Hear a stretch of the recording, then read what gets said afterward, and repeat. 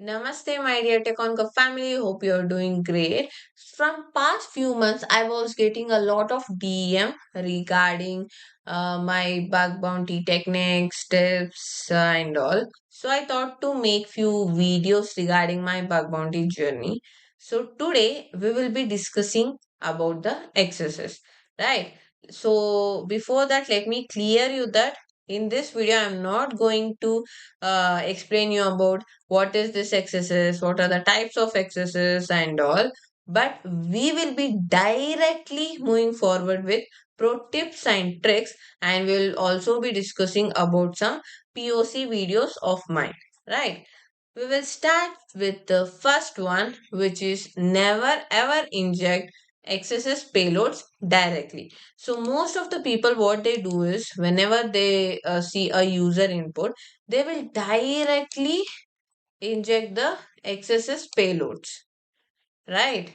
But it is wrong. You shouldn't do, because uh, before injecting the XSS payloads, you must be 90% confident that this endpoint or this field might be vulnerable to XSS. Then how to find it is vulnerable or not? By injecting the simple HTML payloads, right? I always use this header one, but it's your wish. You can go with any of the HTML tags if you want. So whenever I open a website, it can be a first name, last name, or company description about me. Each and everywhere, I blindly inject this H1 tag, right? I don't care. I will just inject it, and I will be just exploring the other features. Most of the case, like in the past 4 years, it has been a 4 years when I started my bug bounty journey. So in these many years, more than 70% of XSS bugs have been found accidentally. Okay, I was not looking to XSS, but if you inject this payload somewhere or other time, it will be triggered. Like if I had given the CHI Chitra, then it will be providing me like Chitra in the H1 tag. This will be removed.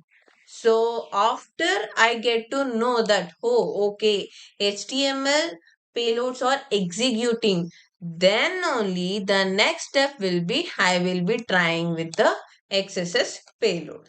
Okay, in the most of the cases, like in the 99%, there is a 99% chances if the HTML payload executes, then it is vulnerable to XSS. So next is try to remove input sanitization. Like most of the websites utilizes enforces this input sanitization. What does it mean? To protect themselves from HTML or XSS attacks. So how can you remove or bypass this input sanitization is, we will be directly looking to my POC video, right? So this is a stored XSS on email template, that too in body. So here is the email template. In the subject, I'm just typing a random thing. And in the body also, I will be just typing ABC, and I will be intercepting that request from my burp soup. Right. Here, when I was directly giving the HTML or XSS thing means, it was not executing, but that's why I intercepted through the burp suit, and directly I have injected the XSS payload. Okay, let's see if it executes or not. See, I'm removing the p tag and directly in injecting my XSS.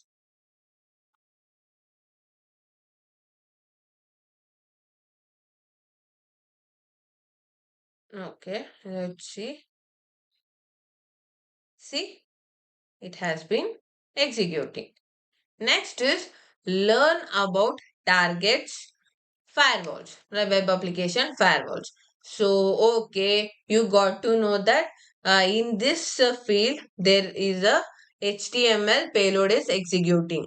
Next is you will be trying with the exam XSS payloads, but it is not working. What might be the reason?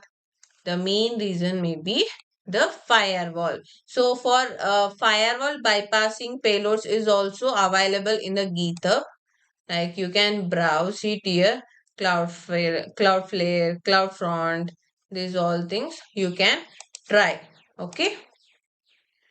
Next is never ever stop with one type of payload. Okay. First, the HTML payload has been executed. Next, you will be trying with the script payloads, and we have different techniques of script payload only. But what if it didn't work? You should not stop with that. So first, of course, you will start with the script tag. If it didn't work, if this script payload didn't work, you have to try with image. If this also didn't work, next is iframe. If this, there might be a chances like 80 to 85%. Within this three payloads only, three payload patterns only, you may get the vulnerability. If not, means in a rare case, you may get the XSS through a tag, body, div, etc. So this is the flow you have to remember, or else you can try. From past 4 years, I have been just following just 10 payloads. These are my personal payloads, as I can say. Some of them are customized and some of them I have just copied and pasted. If you want this payload, you can join our WhatsApp community. I will be sharing the link. Next is patience is the key. Okay. So in one particular web application, there might be a many user fields, n number of user fields. Okay, you have injected HTML payload, you have injected XSS payload, but you have to have some patience to execute each and every operations. For example, in this POC, this also stored accesses in room name field. I have used some payload. Here in the room name, I am giving this particular payload, which is of div, right? Have created. But it has not executed after creating. So I am just waiting and I am trying to delete the room itself.